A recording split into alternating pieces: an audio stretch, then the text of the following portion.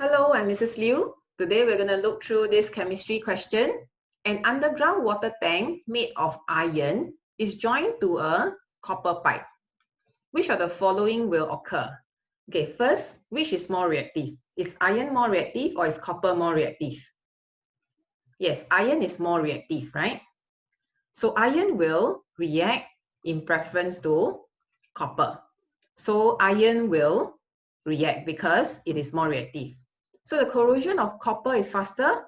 It's not correct because iron is more reactive. So the corrosion of iron is faster. Electrons will flow from iron to copper. Is that correct?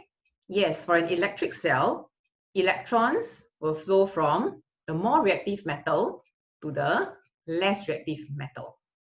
So more reactive to the less reactive metal. Okay, so this is actually correct. And this is the answer. Copper atoms will be oxidized to form copper 2 ions. In this case, no, because iron is actually more reactive. So iron will become iron 2 plus ions. A chemical cell will be formed when with the copper pipe acting as the negative terminal.